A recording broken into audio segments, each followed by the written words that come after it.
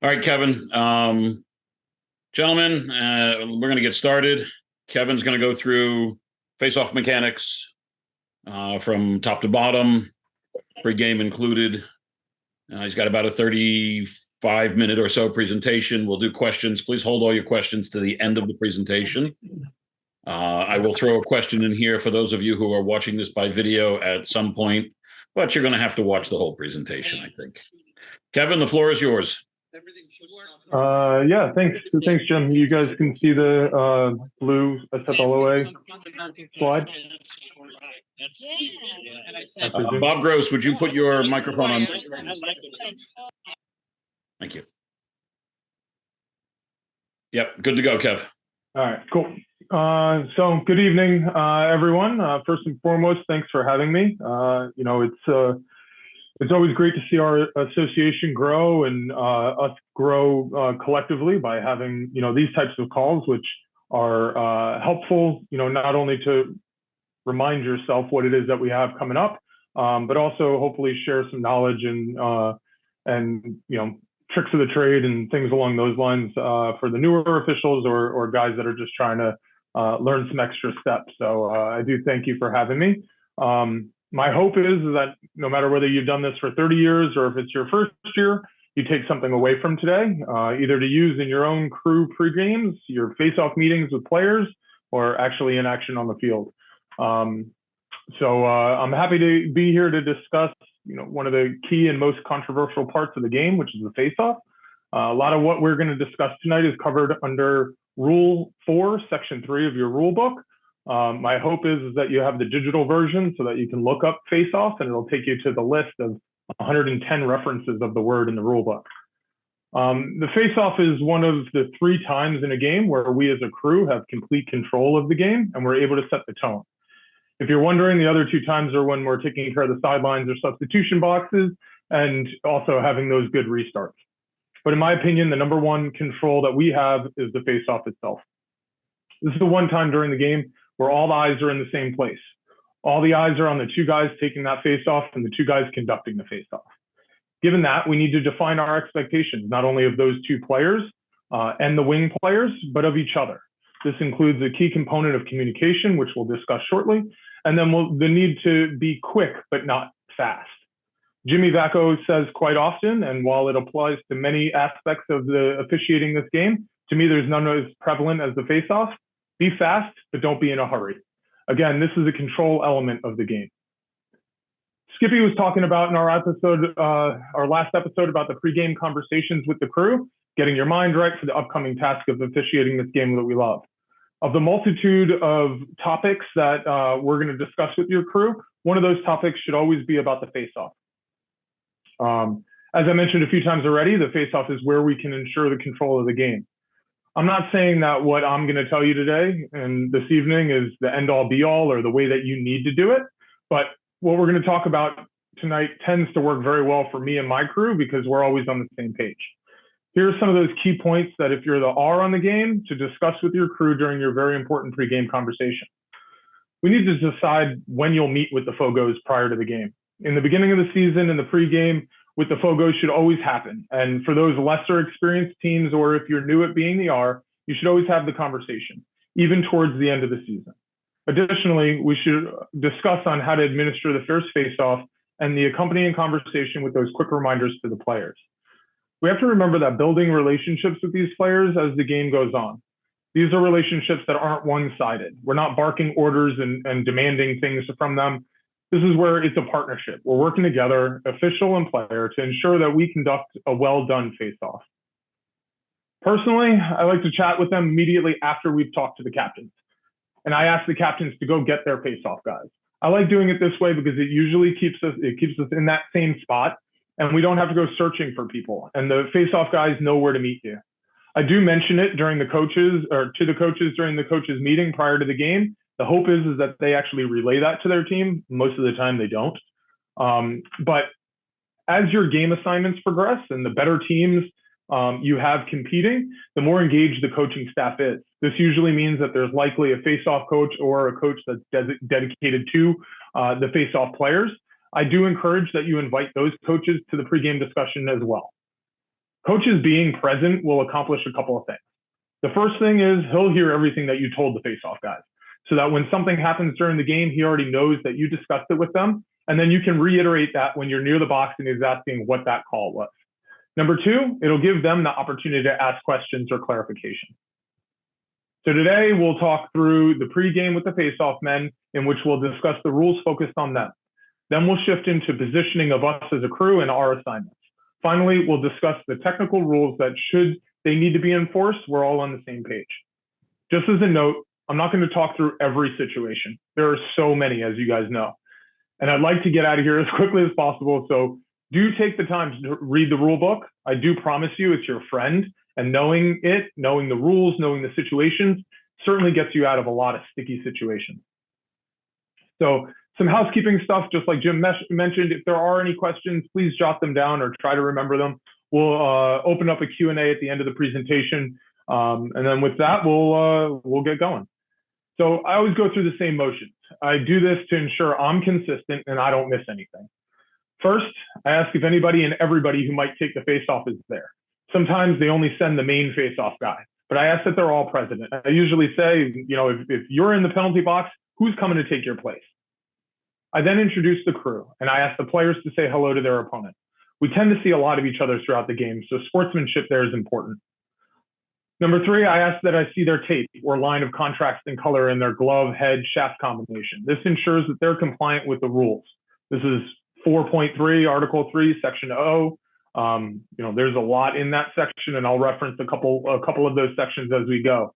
But that includes no tape on the throat of the head. A lot of guys like to throw that strip of tape around the head of the stick, either connecting it to the shaft or trying to keep their screw in. That's Section 1.7, Article 5.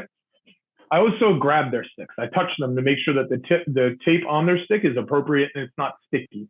It gives you an unfair advantage when that tape is sticky. I ask them to show me by pointing where the middle of their lacrosse head is. I do this so that we're all on the same page as to where that actually is. Unfortunately, like everything, there's times where I need to correct those players or two on where the middle of that plastic head actually is. I then tell them that that's where I want the ball when they come down together. I tell them top to stop, top of their stick to the stopper of their opponent's stick. This piece of information is important because lining up correctly ensures fairness on the face-off. If they're offset or one of them is offset, somebody's going to have the advantage before you even start. Finally, I run through how the face-off is actually going to work. I tell them that our goal is to get them down and out as quickly as possible. We understand that being in that down position is uncomfortable. So if you do the things that we're about to talk about and you do them correctly, we'll get down and out very quickly. Hey, Jim, there's 6 people in the waiting room if you want to add them in. So as I mentioned, when we come up to the ball is going to be on the ground. I'm going to say down. That's their instruction to get into a face-off position and come down together. I remind them of their requirements. Their hands off the plastic. They have to come down up to, but not touching the line. They'll have to line up with the ball in the middle of their stick. I say top to stop.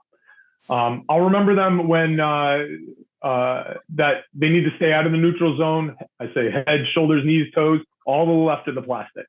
Hands got to be completely wrapped around the shaft and on the ground. They can't levitate, and there's no moto grip. They changed the rules, so you can't be like this. You have to go palms up. They need to keep their knees off the ground until after the whistle. I'll remind them that their stick needs to be straight up and down, and they can't lean. No TPing. Finally, I ask that they take a look at their butt end and make sure that it's parallel to what happened. Sorry, Kevin. That might have been me. You're good. I'll give it. Yeah, give it back to me. Back to you 1 second. I know I go. Sorry, everyone. Technical difficulties. Make host. All right, you're back up.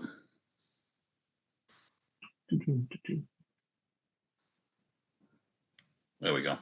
Good? All right. Yep. Finally, I asked that they got to take a look at their butt end. They got to make sure that it's parallel to the white line. You know, sometimes you'll see those butt ends creeping up a little bit. That gives them an unfair advantage. Tell them to bring it back. If we happen to notice something that we're not happy with, any of those things that we just talked about, we'll adjust them. We'll tell them to correct it. For example, if White's in the neutral zone, he's leaning and say, hey, White, move to your left, or pull your foot to the left. If they're not straight up and down, you can come down and fix them and adjust them. It's important to remind them that if we move them where we want them to be, don't go back to where they just were.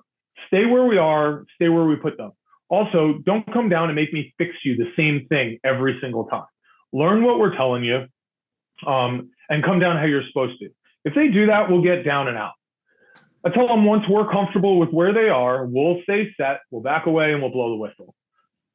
Now, each of us, all three of us, conduct that, or two of us, depending on the situation, conduct the face-off in a different manner. Everybody's slightly different with their cadence. So I tell them, don't anticipate, simply wait for the whistle. And then finally, once the face-off starts, they must play the ball. If you play the ball, you won't violate. If you don't, and you play something other than the ball, you have a violation at the least and a penalty at the worst.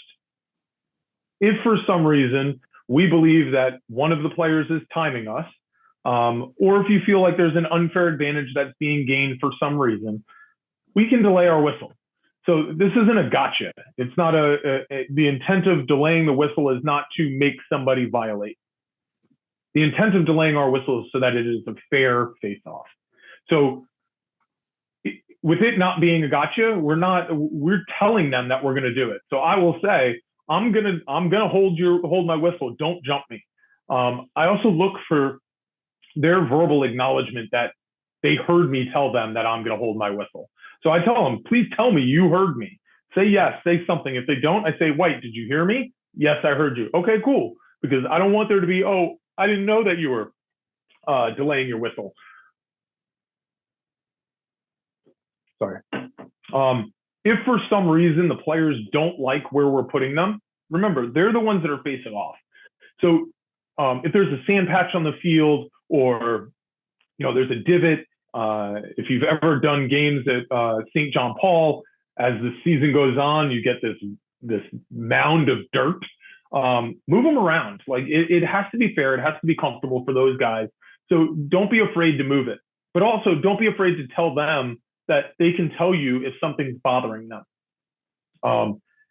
and help them out. They're the ones that are facing off. So long as it's fair and even, and you're doing it the same for both, then you're perfectly well within your rights to do that. If there happens to be a violation, and we know that players don't listen to us and they do what they're going to do, I remind them, don't pick up the ball and take off. Pick up the ball, step over midfield. I say, plant your feet. Once you do that, you'll get a quick whistle. If you pick up the ball and you run away, you're going to lose the advantage of the quick whistle. Tell your guys, your wing guys, the same thing. Go back to your huddle and tell your wing guys the same thing. If they're coming out to get the ball, coach them up so that they don't lose their advantage. And you, as the official, tell them, plant your feet. As soon as they're planted, give them a whistle and let's go. If the face-off guy is the one that violated, we'll tell them what they did. That way they don't do it again. You might not have the ability to do it right there and then. If he pins his arm down or something other than something simple like you moved early.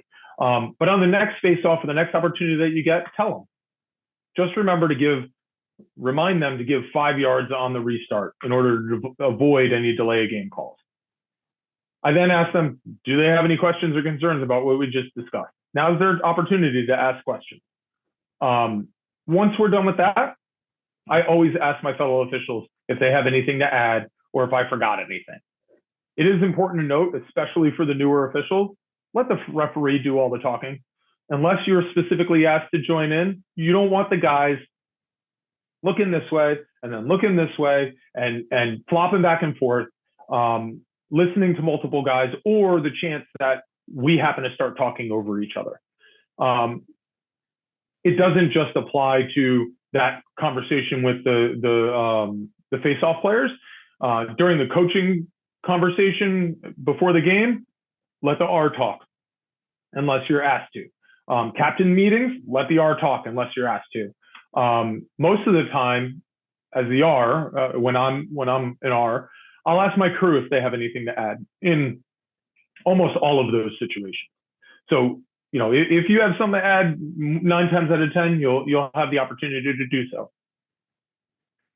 So just as a reminder about that stuff, right? Ball's on the ground, we say down, we make any corrections, we say set, and then we're off to the races. Now, you don't need to be stationary when you're blowing your whistle. You don't need to stand still. I do find that if I'm moving, I tend to miss quick jumps or subtle movements. So personally, I like to stay 3 to 5 yards away. I'll make my corrections. I'll back up 3 or 4 yards. I'll say set, and then I'll blow my whistle. You need to find how it's comfortable for you.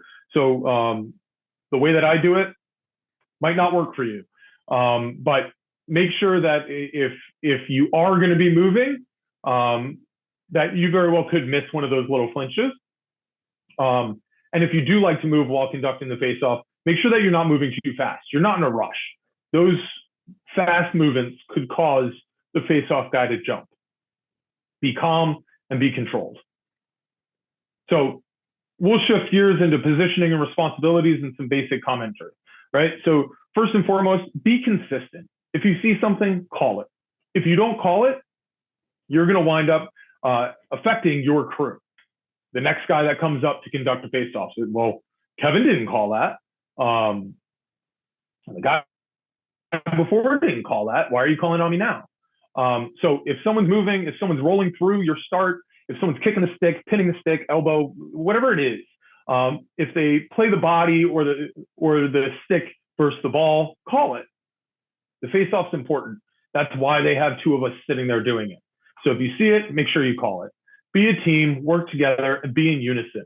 Understand what your partner is going to do and where they're going. You got to communicate with the players, the coaches, and your fellow officials. Communicating with your crew will help them understand what you're seeing conducting your face-off. And it'll help prepare them for those funky things that tend to happen. So after a goal or you're switching, I'll go, hey, he's leaning a little bit. Just watch that or let him know. Those things will help us be better as a crew conducting that face-off. Make sure that you're shifting your position depending on how things are unfolding. We're not robots. We don't have a specific spot. There's not an X on the ground that says you must be here. We have to adapt to the situation as it happens. For example, if the player that is facing you is pushing the ball forward in front of him, that's not a good spot for you to be standing. So shift over a little bit, give him a clear path to the goal. Get out of his way. It's important that you move, right? So starting with the positions, let's look at the 3-man game. You have your single, which is the F, face-off guy. You have your lead left, who's the L or the helper. And then you have your lead right, who's over here hanging out. So let's take a look at each of those positions. So lead right. Some guys feel like this is their time for a break. They get to hang out and chill a little bit. In reality, and the lead right's really the most important guy. He helps us control the game. Nobody's playing, nobody's moving. We have control. He's the guy that's cleaning up the sidelines, cleaning up the box, understanding if there's penalty time, how much penalty time there is, communicating that to your crew and the rest of the players, making eye contact with the box so that they're aware that he's watching. He's the one that's keeping the players back where they need to be so that the coaches are where they belong. Some guys tend to sit right down the line, right here. That's not a good spot to be. Neither is where this R is. I didn't make this this slide, but this R, you should really be on this line where you are here and in 5 to 7 yards. So why do you want to be in 5 to 7 yards from the wing line? This creates a very large triangle. This will help you catch any of those shenanigans that happen, because your responsibility as lead right is not only both wings, the one that's adjacent to you, but also across the field. You're also responsible for the goal to your right. This means you need to be able to cover your goal if there's a fast break coming down on that end. What I do is I tend to communicate early with my close wing. If they're pushing, they're shoving or jockeying for position so that they know that I'm watching them. And then I wind up picking up the far side, or vice versa. If the guys near you are separate and they're on either ends of the line, I'm going to shift my focus over to the other side. So your eyes should be and your communication should be where the crap's happening. How do you clean that up? It is preventative officiating. So when you're running right, you only have two places to go. You're either covering the goal or you're now the trail. So you do have some common calls as the lead right. The wing guy left before the whistle was blown, so the wing guy took a head start. Interference on the wings, so those guys are messing around and doing their shenanigans, and they're messing around. You got interference out there. The release of the players if the ball crosses the restraining box, so ball goes in, now you got to play.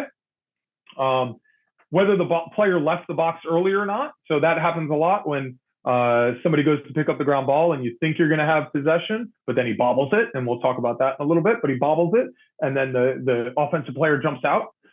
That happens sometimes. So those are your calls along with possession and some others. So make sure that you're reading through the rule book on what some of those other violations are so that you know what they are. If there is a violation before possession, your job as lead right is to freeze your box. You don't want anybody leaving the offensive or defensive boxes.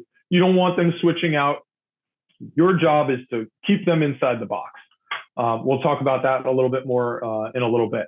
But once possession's gained, you wind your arm, you yell possession. And if the ball crosses the restraining box, you wind your arm and you yell play. So shifting to lead left, or the helper, he, in my opinion, has the easiest job. So he's really just playing off of that single guy who's conducting the face-off. If the single is down the line, you're in the neutral zone. If he's in the neutral zone, you're at a 45-degree angle from the ball. The one place as the helper that you never want to be is straight down the line. Because just like the lead right, your responsibility is the goal. So we have some really fast guys in our association. I will tell you that it is very difficult to get from midline to GLE off of a face-off on a fast break. Don't put yourself in that situation. There's no need for it. So I find that sitting 5 to 7 yards away, whether you're straight on or whether you're on a 45, puts you in a pretty good spot. So you have to feel comfortable with where you are. Many of the fields that we have are lined for multiple sports. One of those sports happens to be soccer. If you find that you're at the circle, you're not a helper, you're a spectator. So you want to make sure that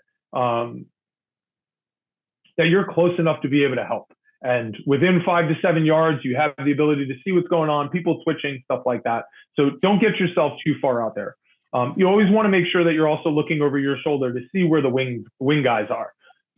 Trust me, being hit by one of those is not fun, and it hurts quite a bit. So make sure that you understand where they are.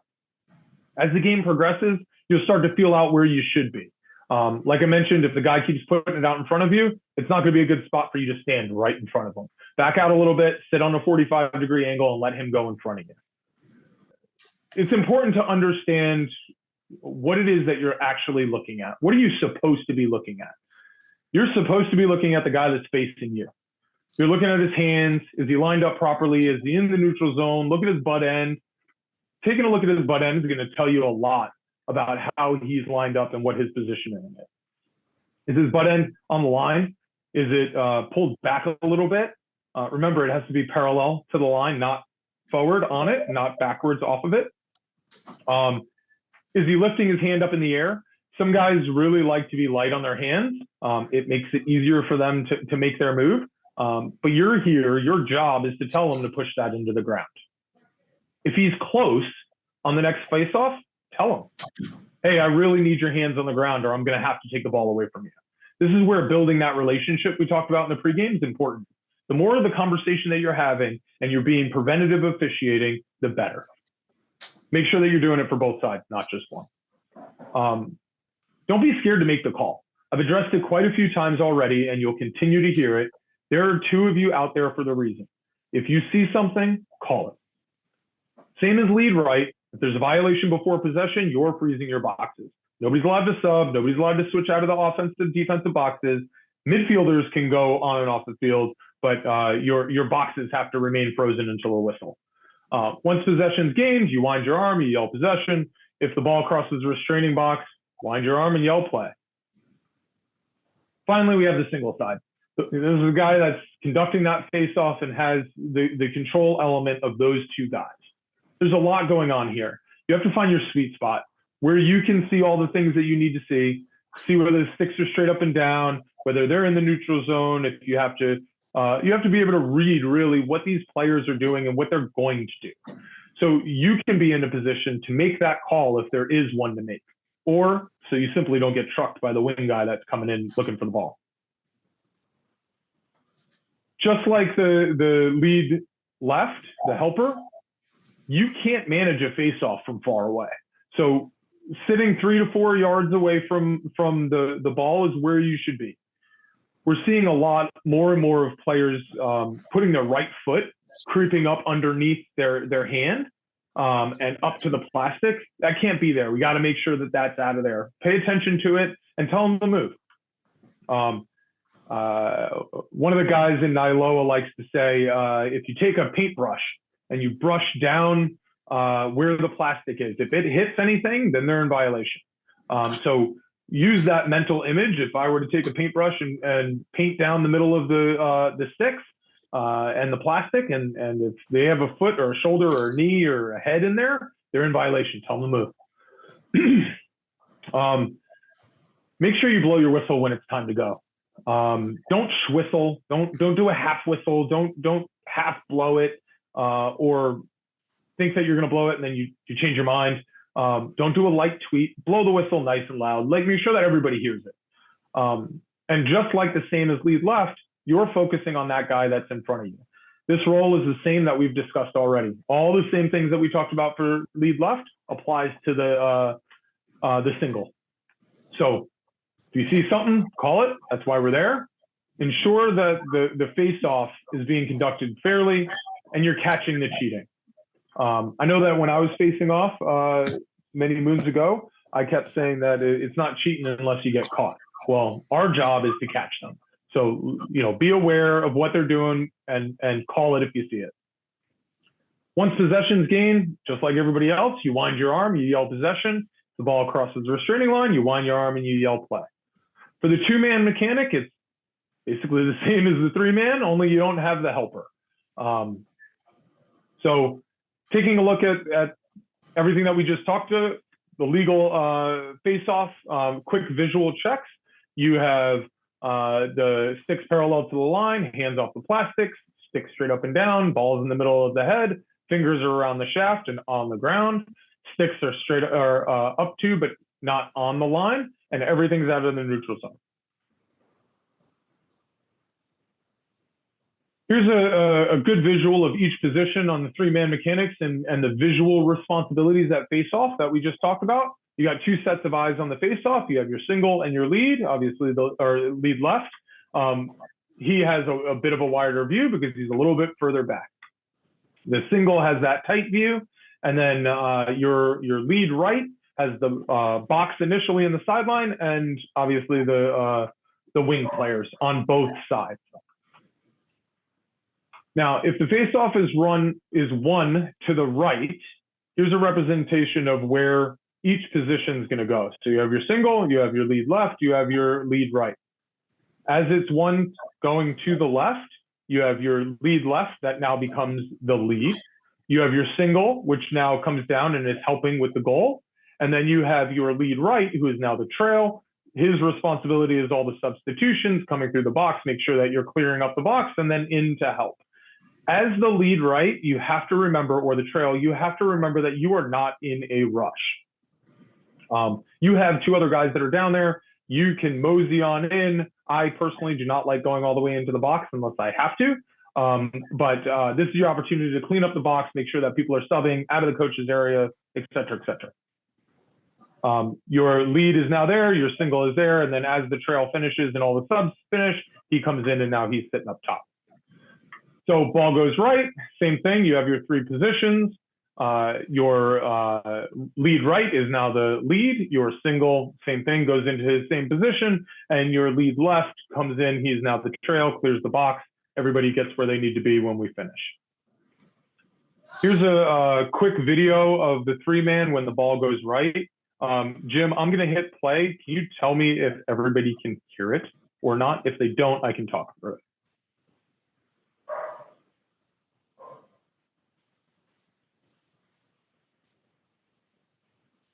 I don't hear anything. No volume? Okay. All right, so let me start it. So ball goes right towards the wing. So as they're coming up and they're taught, why is it skipping? All right, so they come down, they're checking, adjusting, just like we talked about. He's saying set, he backs away, blows the whistle, ball comes out and it's going towards the lead right, who is now the new lead. You'll see that the single, back it up just a bit. You'll see that the single is now getting down into his helping position because he is also covering the goal. You'll see that the lead is not running away. He's got the play right in front of him, so he is not rushing down here. There's no need to rush down here. The play is right here. So he's hanging out, watching what's going on, has a good wide view of what's going on in front of him. As you can see, the single is moving down into his position, and I don't know why it's not moving anymore. So watching it real quick again, face-off guy comes in, says down, corrects any adjustments, backing out. You get a nice big possession wind by the single. All the other guys are echoing it. And now the face-off's over. So for the two-man,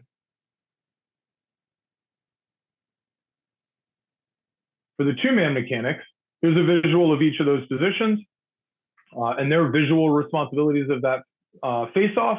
One person is on the face-off and the lead left has the wing. So face-off guy's there by himself. He does not have his helper. His helper is now out here on the wing. He's got both wings. Face-off guy's got the face-off. As the face-off is one to the left, each guy is going where they need. The wing official is now the lead, and the face-off official is now the trail. Here's a quick video on this one.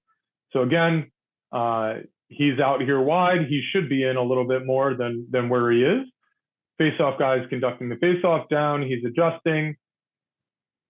He's backing away, blow the whistle. He wins it. Trail hangs out just a little bit to make sure of the transit or the subbing. The lead gets down and is now the lead. I'd like to see the trail get up here and start being part of the play. You do not have three guys out here. You have two. So you getting down into the play is more important than you potentially catching what would be an offsides that really has no impact or bearing on what's going on down in the play. So ball goes right. Same thing, your face-off guy is now the lead and your wing is now the trail. So as we move forward, at the end of a face-off, you have possession, right? You have to remember that sometimes, and I talked about it a little earlier, but sometimes the ball isn't picked up when you think it's going to be picked up. You know, the guy goes down to pick up the ground ball and he muffs it and it rattles in and rattles back out. Don't be in that rush to call possession. Make sure there's control, make sure the player is able to make a lacrosse move. Once he does that, now you can say play, and everybody, like I mentioned a couple times, everybody should echo that call and wind their arm. So what happens after that? Now you have possession. Well, now we have advancement counts to manage too. So in a three-man game, the single takes all of them. He has the 20 and the 10, he has the advancements. So if possession is obtained in the defensive half of the field, there is a 20-second timer that goes on in order to clear midfield. Once the 20-second has expired, or once it's been satisfied and they cross midfield, the offensive team now has 10 seconds to advance it into the offensive box. So it's very important for your crew to have good hand signals. The first is obviously the visual 10 count.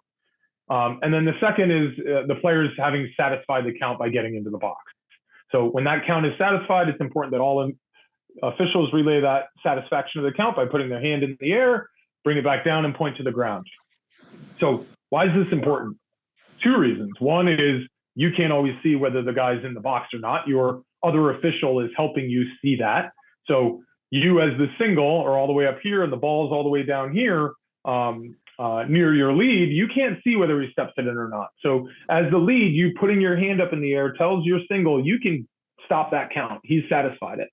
Additionally, what it tells the trail official and the single is that you now have over and back that's in effect. We're not going to talk through all that. That'll be for a different day. But it all works off of your initial face-off and getting possession. So now that we've talked through those things, let's talk through violations. We've said ad nauseum, I've said ad nauseum, that if you see something, call it. We've talked through the things that we're looking for pre-whistle. We haven't talked through all the things that could be a violation. So let's go through some of those more common items. As I mentioned, I'm not going through all of them. There are a ton. For reference, page 33 of your rule book is your friend here.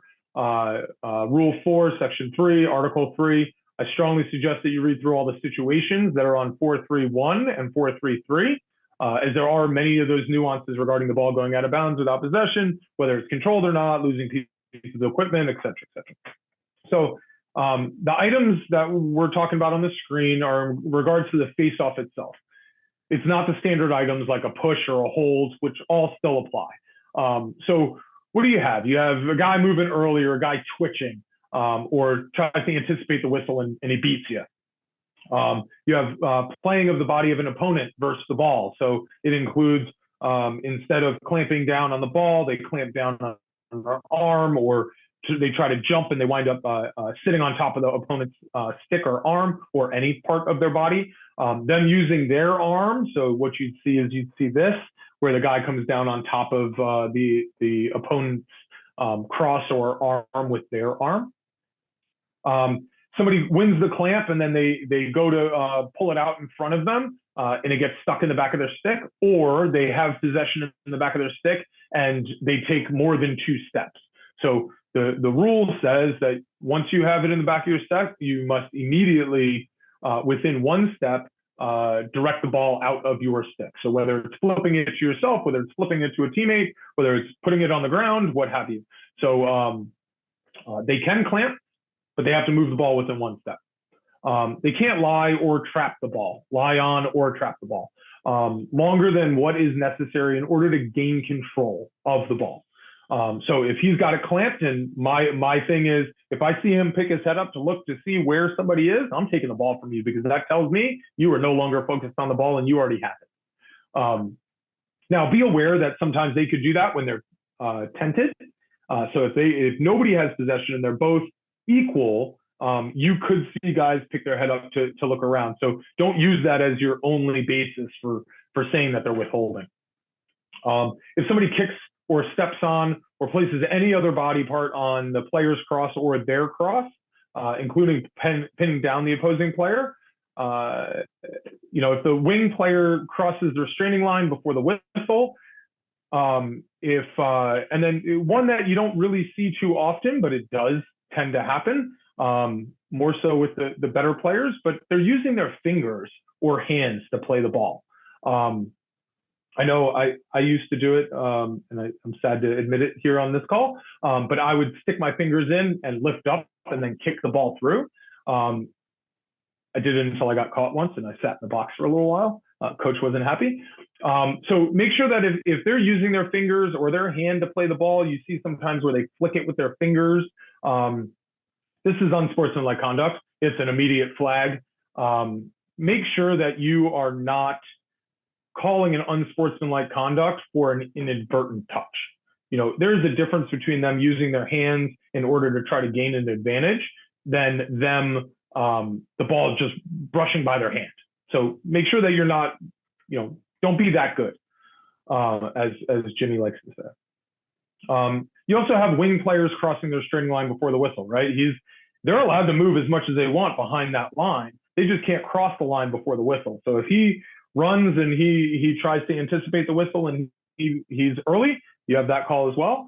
And then, of course, the defensive or offensive player stepping out of the box prior to the possession or the ball crossing the restraining line, you have an illegal procedure, and then we'll award the ball. So what happens when you call the violation? First and foremost, blow your whistle. Make it loud so that everybody stops. You want to report by announcing the violation and make big signals for the call. Your hands are your friends because they tell everybody else what it is that you saw and what it is that you have. People can't always hear you. Wind's blowing, people are yelling, things along those lines. So use your signals, those are your friends. Make sure you look at those, they're in the back of the rule book. So as we've talked about for lead right and lead left, their job, freeze the boxes and sidelines. Nobody can sub except for those midfielders until the whistle is blown to restart play. It's important that because this gives an unfair advantage to one of those teams if we don't freeze the boxes. If they do leave the box, tell them to get back in. Hey, 5, get back in the box. You're not released. You're not released. If he keeps going, give him a visual 5 count. You have your 5 count and you're counting 1, 2. If they're not back in the box, then it's either a flag for the delay of game if they were going to be on defense, or you have a delay of game turnover and now they've lost the ball if they were entitled to the ball initially. Then you have the single. The single ensures that the team getting the ball is on the offensive half of the field for a pre-whistle violation. So, somebody moves early, the wing jumps, things along those lines. Before you actually conduct the face-off, you step him over the midfield line, you let him plant his feet, you blow a whistle, and we're good to go. Or wherever the ball is where the violation occurred on a post-whistle violation. So, there was a hold on the wing, there was a reclamp. So a face-off guy can do the initial clamp, the ball goes out, he goes and clamps the ball again, you can't do that. So wherever that ball is on a post-whistle violation is where the ball will start. Remember, there's no possession. So if there's no possession, everybody is in the box. Offensive defenses are in the box. Midfielders are roaming wherever they want to, except for the ball, which is where you're restarting. The single blows all plays back in. Once he blows it, you're saying possession or release, and you wind the arm. Remember, we're not in a rush here. Be fast. Don't be in a hurry. This is where you control the game. As we talked about earlier, say what happened, then signal blows it back in. Illegal procedure, white moved early, red ball, and point the direction that the ball is supposed to go. Make sure that you pause for a moment, especially if the face-off guys wind up moving around so that you're pointing the right direction. And if for whatever reason you happen to point or say the wrong thing, do not give a quick whistle. Make sure that everybody understands it's red ball going this way, but red's really going that way. Give a tweet, let them know, no, sorry, we're going this way, so that everybody understands where the ball is going. Be fast, but do not be in a hurry. And it's better to correct it than blow it in quick, because now you've got people subbing that weren't going to sub in some instances. If it's something a little bit more complicated, the guy used his elbow or something along those lines, and you can't explain it right then because he's trying to get off and all that other stuff, make sure that you let him know on the next face-off. Make sure that your crew knows what happened so that they can explain it if you're not the one that's going to be doing the face-off again. Or if you wind up being in a trail at some point, letting the coach know so that they're aware. So here's a visual of the restart. All players are behind the restraining box lines once the whistle plays. And then, so you have your violation, and then all players are released and we're good to go. Here's what we just discussed: pre-whistle violation, stand them out without blowing the whistle, state and signal the violation, and then restart. Illegal procedure, red moved early, white ball. For post-whistle violations, blow the whistle immediately, state and signal the violation, and restart. Reminder, single has all restarts.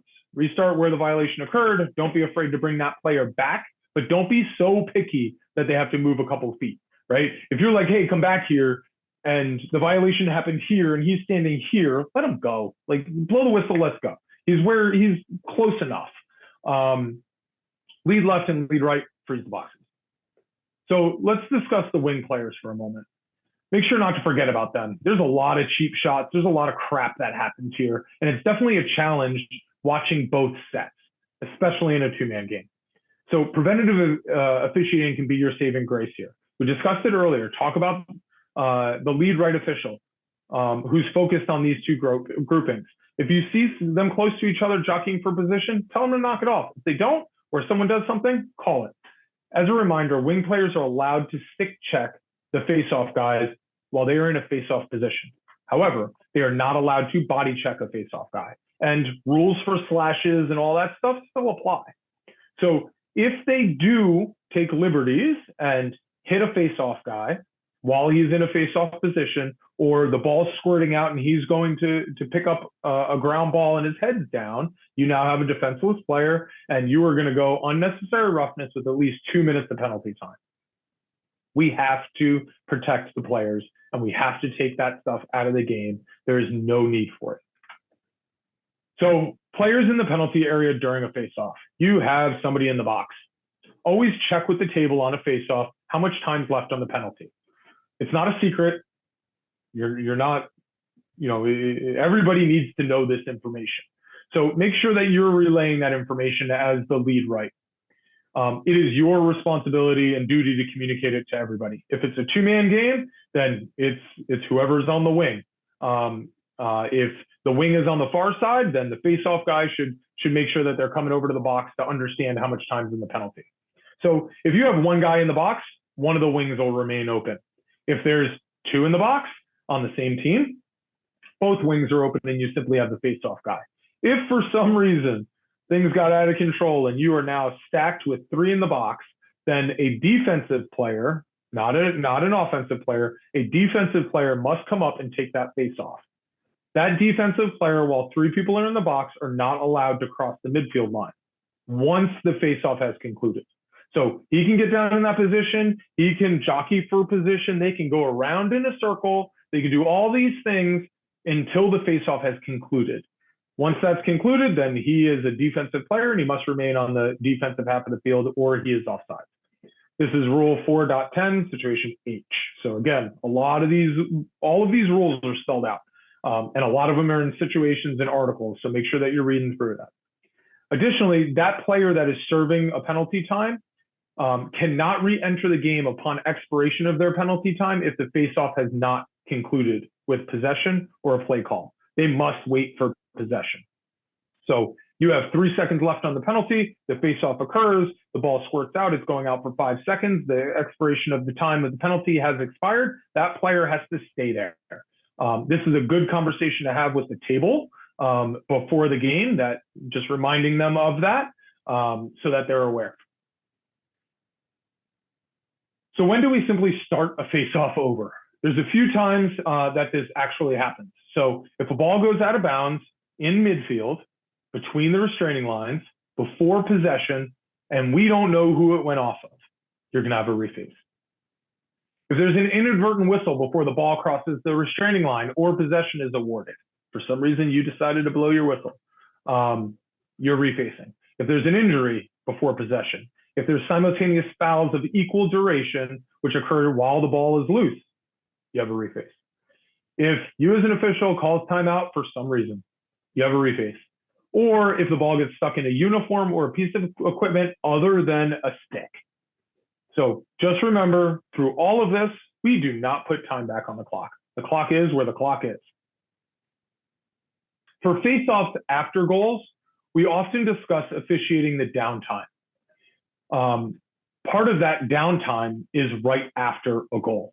So this is where you either make the game several minutes longer by being slow, taking your time, which leads to the potential of bad things happening. Or you officiate the downtime, you make the game shorter, and you keep it moving. So let's take a look at this video to see what a good goal to a face-off procedure looks like. So you have the offensive players in pushing down. You have good spacing between the three officials. You have a goal. You immediately have the lead, which runs in, good signal for the goal. You have the single, which came in to make sure that no crap happens between the players.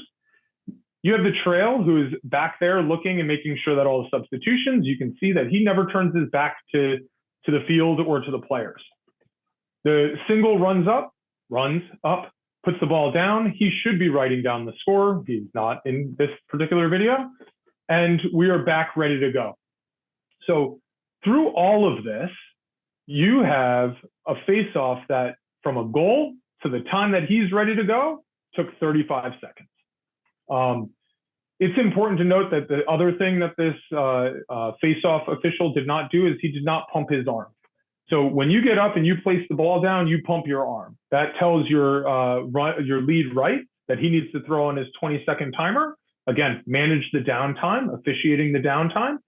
You put that 20-second timer on and the guys aren't out wherever they need to be, you now have a delay of game and you're moving on. I bet you they won't do it again. It speeds up the game, it keeps it moving, and none of the bad stuff happens. People are running where they need to be, and we get good to go. So, like I said, it took 35 seconds from the time that that goal was scored to the time that the next face-off was conducted. So again, we're down. His goal is scored. He comes in, good goal. Single comes in, manages all the potential bad things that happen. The face-off guy is hustling up. The trail is making sure nothing's happening, backing into his position. We put the ball down. We pump our arm. We write down the score. We're now looking around, making sure that everybody's good. The lead right says we're good. That communicates to the lead left that he is now good, and it tells the single that he can now conduct the face-off. We have a violation on black who went early. Good signal that there was a violation. He pointed which way it is. White picks up the ball, and we're off to the races. So I'll leave you with this because it's very important, not just for face-offs, but throughout the game in entirety. Whether it's the ball coming in from out of bounds, us reporting and adjudicating penalties, the time after goals, managing through timeouts, or any restart throughout the game. Officiating the downtime is critical to a successful outcome for all of us. It speeds up the game. It gives us the ability to control the game. The less downtime we have, the less opportunity there is for something funky to happen. Some of the main ways to do this is don't ever walk. Light jog, sprint when necessary, but never walk while you're on the field. After a goal, don't write down the score while moseying to the next faceoff. Get to your spot, keep your eyes on the players, jot down the score, conduct the next faceoff. Help your partner by ensuring that the field's set, especially after a penalty. You got the trail going in there reporting, you're figuring out where the ball is, you're telling the goalie how much time's in the penalty, you're saying White has the ball, you have it in your hand, White comes over, you put it in 12 stick, goalie 12 White has the ball, trail turns around, we're ready to go. Always make sure that we are managing to the players on the field and don't take your eyes off of them. Don't turn your back. Make sure that you have your eyes on the field. I thank you guys for taking the time tonight. I went a little longer than I thought I was going to. I do look forward to seeing everyone on the 2nd while we go through that and at our annual meeting. I wish you guys all a healthy and successful years this coming season. Jim, I think we'll open it up for questions if there are any. Yep, I'm gonna. I know I just said a whole lot of words. That's all right, Kevin. Thank you very much. It is appreciated. Before we open the floor to Q&A, I'm going to do a quick shout out to one of our own, who I believe is on here, Brian Uva, stepped on the floor at the rink in Atlanta and did his first professional game as a box official. So well done, Brian Uva. And that question, for those of you watching this by video, who did we give a shout out to? All right, the first question is going to come from Doug Young, who happens to be on the screen there. Doug sent a text question. When a goal is scored, Team A is on the field and ready to go. Team B's coach is talking to a player, and there's no man on the far side wing. Team B has a good face-off man, and the coach tells the official, do the face-off with the 10th man standing in the box waiting for the whistle. Is this possible, or call a delay of game and then go? Kevin? So I think Jimmy followed up right below it with when it pertains to picking up the ball at face-off. Okay. No, if the guys are not in position and they're not physically on the field, it is a delay game. You delay a game and you turn the ball over. All right. So Jim Vacco posted also with the 2024 rules, which we're going to go over at the annual meeting. And there's also another live rules webinar being hosted by US Lacrosse next week. I'll send that out to everybody. There is a rule change where the words one step have been released. Where the words immediately have been replaced by one step. Please read the release that came from US Lacrosse, NFHS on Rule 4-3-3.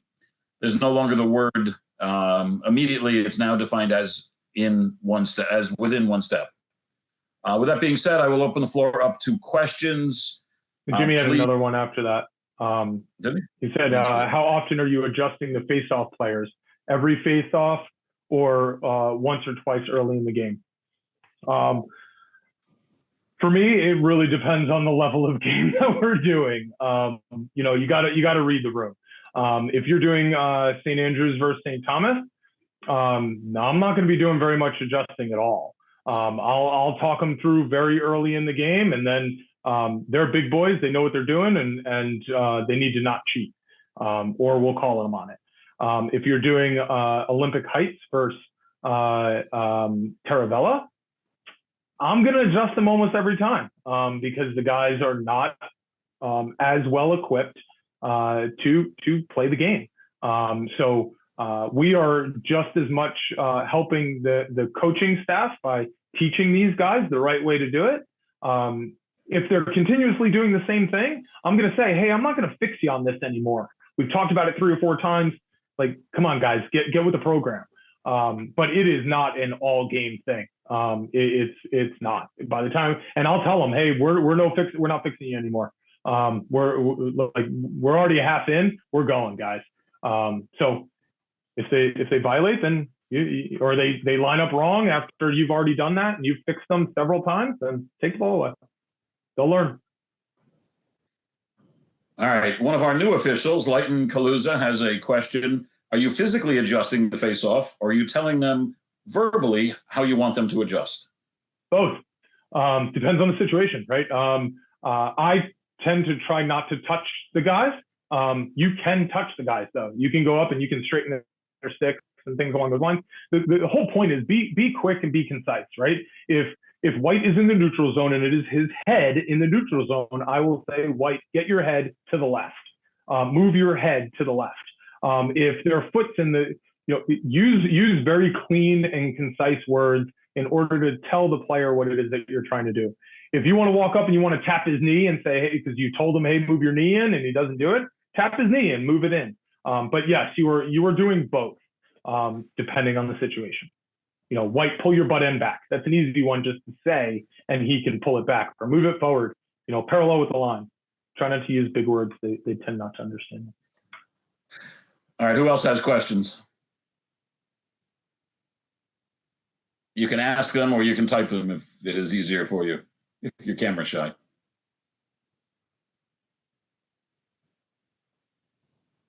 Anyone else? Paul's microphone is open. All right. If no one has any other questions, we will wrap it up for the evening. Kevin and I will stay on here for anyone that wants to chat for a few minutes. I want to thank everyone. For those of you who have seen this video already and were on this, I have you noted. There were 36 of us. You do not need to send me the answer to the question. The question is only for those of you who are watching it by video. This video will be available on our website and on our brand new YouTube channel. For those of you that would like to watch any of it or any part of it again, the PowerPoint presentation will also be up on either our Google Drive or on our website by Monday because of the tournament. One more quick comment for those of you watching it live. The Men's Classic is being held in Weston. Our very own Scott Judge, who is on here, I believe will be there cooking, I think Scott said. Is that a thumbs up? And also watching some good lacrosse. If you'd like to come down and watch some lacrosse, you are always welcome. You can come and hang out with the referees in our referee area inside the building or come out and watch any of us on the field. That being Watch said, some good old man lacrosse. I'm sorry, Kev? Some good old man lacrosse. It is some definitely good old guy lacrosse, without a doubt. And thank you all very much this evening. We are at an hour. We're going to call the meeting. Thank you again. And if you have questions, hang tight. We'll be here.